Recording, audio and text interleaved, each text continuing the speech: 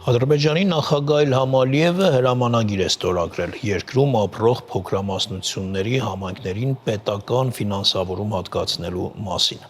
Թեման շարունակենք Արտյոմ Երկանյանի հետ։ Արտյոմ, որոնք են այդ փոքրամասնությունները։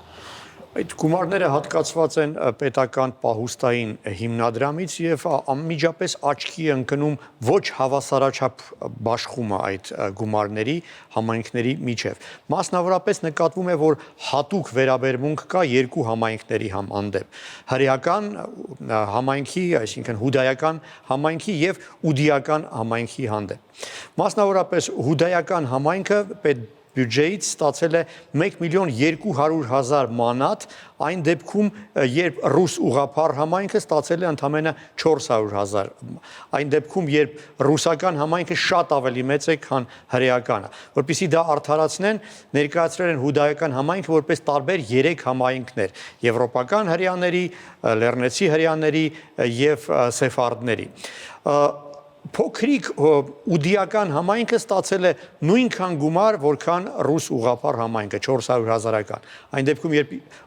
Ադրբեջանում ապրում է 120.000 ռուս եւ ընդամենը 450 ուդի, ընդամենը 1 գյուղ է ուդի բնակ այդ երկրում։ Այսինքն հաշվարկել է մոտավորապես 440 անգամ ավելի շատ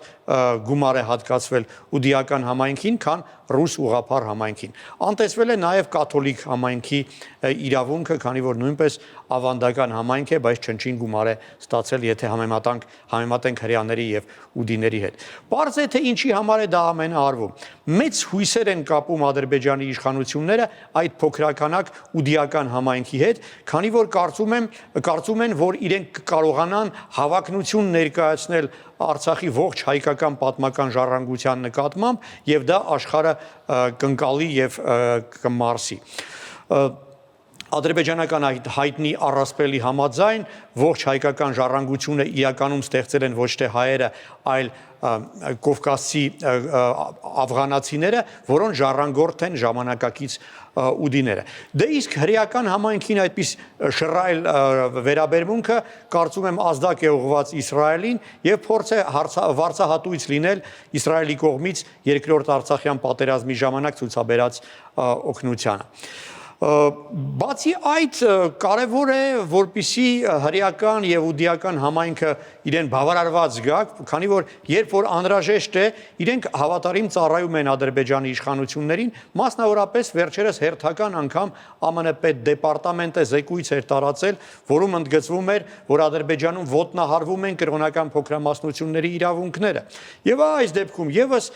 ուդիական եւ հրեական համայնքը բողոքել է ամերիկացիներին, պնդելով, որ չէ, այդպիսի բան չկա, ամեն ինչ հրաշալի է եւ այս դեպքերի համար պետք է, որ այդ համայնքների ղեկավարները իրենց լավ զգան եւ գրպանում բավարար գումար ունենան։ Արտյոմ, այսինքն ինչ որտեղ նաև ուղղորդվել է, հա, թե ուդիները ինչպես են ծախսելու գումարները։ Դե բնական է, ուդիական համայնքը այդպես թելադրանքով գործելով արդեն հավակնություններ է ներկայացրել Արցախի մի շարք հայկական եկեղեցիների նկատմամբ, Դադիվանքի, Մատահիսի, Թալիշի,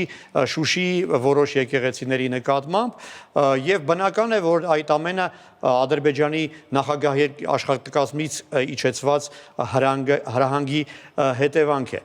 Ուդիական համայնքի ղեկավար Ռոբերտ Մոբիլին մի հետաքրքիր վարկած է առաջ քաշել։ Նա վերջերս ասել է, որ իրականում Արցախում ժամանակին բնակեցված հայերը իրականում հայ չեն, այլ ուդիներ են եղել, աֆղանացիներ են եղել, որոնց հայերը հայկականացրել են։ Եվ եթե դա այդպես է, ուրեմն հայերի կողմից բոլոր ստեղծված եկեղեցիները, նույնիսկ 19-րդ, նույնիսկ 20-րդ դարում ստեղծված եկեղեցիները իրականում պետք է փոխանցվեն ուդիական համայնքին, որը օրինական սեփականատերը պետք է լինի հայերի թողած ողջ ժառանգության։ Եվ չեն թաքցնում, որ իրենց նպատակն է ստեղծել պատրիարքություն, որի կենտրոնը կլինի Գանձասարը։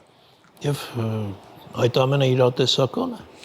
Ուդիական կրոնական համայնքը Ադրբեջանի իշխանությունները համեմատաբար վերջերս են գրանցել ընդամենը 2003 թվականին եւ պարզ է, որ դրա նպատակն էր հիմք ստեղծել, որպեսզի հետագայում ձևավորվի պատրիարքություն, իսկ հետագայում փորձ ձեռնարկվի ինքնուրույն ավտոկեֆալ եկեղեցի հռչակելու համար։ Ադրբեջանական մամուլում գրում են, որ կոնկրետ այդ ուղղությամբ աշխատանք է իրականացվում, ձևավորվում են կառույցներ, որոնք պետք է հիմքը հանդիսանան այդպիսի, ինչպես իրենք են ասում, ուդիական առաքելական եկեղեցու ստեղծման համար։ Բայց դրա համար անհրաժեշտ կլինի, որպեսզի մյուս ուղղափառ եկեղեցիները ճանաչեն այն որպես առանձին ինքնուրույն եկեղեցի։ Առայժմ այդ ջանքերը որևէ արդյունք չեն ունեցել եւ ուդիների առաջնորդները